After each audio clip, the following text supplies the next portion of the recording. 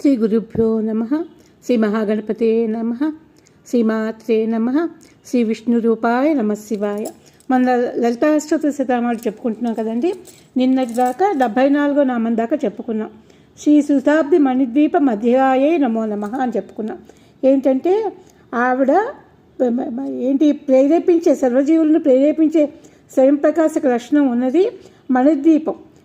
అది జ్ఞాన ప్రకాశం, అది దివ్యమైంది, పరమానందమైనటువంటి అమ్మవారి దర్శనం లభించిందా మనకు అనంతమైన ఆనందం పొంగులు వస్తుందన్నమాట.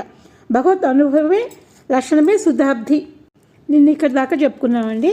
వాళ్ళ 75వ నామం దశాధర వినిర్భేద సాధనాయే నమో నమ. ఇదేంటంటే దశయజ్ఞం గురించి ఈ నామంలో వివరంగా చెప్తున్నారండి. అమ్మవారు సతీదేవిగా దక్షుడి కూతురిగా అవతరించి శివుని చేపట్టారు. కానీ దాక్షాయణి అని ఆ తల్లికి పేరున్నప్పటికీ శివనిందాపురుడైన దక్షునికి కూతురిగా ఉండకూడదు అని నిర్ణయించుకుంది ఆవిడ. శివుడు లేని యజ్ఞం తలపెడితే అతన్ని మందలించి చెప్తూ తన దేహాన్ని ఉపసంహరించుకుంటాను అన్నది. తర్వాత పార్వతిగా అవతరించి శివుని చేపట్టింది. ఇది ఒక విశేషం అండి.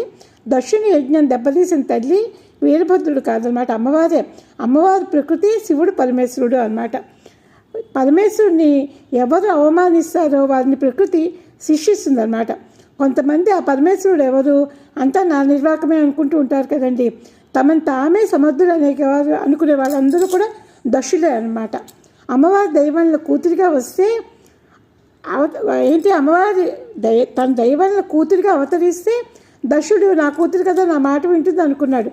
కూతురికి ఆధారమైనటువంటి పరమేశ్వరుని మర్చిపోయాడు అనమాట. పైగా అవమానించాడు. మర్చిపోవడమే కాకుండా అవమానించాడు కూడా. దానివల్ల ప్రకృతి శోభించి శిక్షించింది అతన్ని. ప్రకృతి పరమేశ్వరుని ఇద్దరినీ కలిపి ఉపాసించాలండి. నిజమైన సమర్థత పరమాత్మది. మన సమర్థనలన్నీ ఆయన వల్ల వచ్చినవే. ఏ సమర్థత వచ్చినా సరే. సూర్యకాంతి పడి అద్దం వెలిగిపోతూ ఉంటే అద్దం అబ్బా నాది ఇదంతా అనుకోకూడదు. అది అద్దంది కాదు, సూర్యుడి. అద్దం తానే వెలిగిపోతుందని మాత్రం అనుకోకూడదు అనమాట. 76వ నామం నుండి శ్రీనాథ సోదరీభూత శోభితాయే నమో నమ. అమ్మవారు నారాయణుడి సోదరుగా ఇక్కడ చెప్పబడుతోందండి. శ్రీనాథ సోదరీభూత శోభితాయే నమో నమ. సోదరి సోదరభావం ఎక్కడ వచ్చినా సరే వాళ్ళిద్దరూ ఒకే తత్వానికి చెందినవారు అని చెప్పబడుతుందన్నమాట. లోకరక్షణ చేస్తూ వ్యాపించిన వాడు నారాయణుడు. ఆ వ్యాపకమైన శక్తి అమ్మవారు అన్నమాట. ఆ వ్యాపించే శక్తి అమ్మవారు. నారాయణుడికి అసలు భేదమే లేదండి. పద్మనాభ సహోదరి అని కూడా అంటారు కదా. ఉన్నది ఒకటే శక్తి అన్నమాట. అది పురుష రూపం ధరిస్తే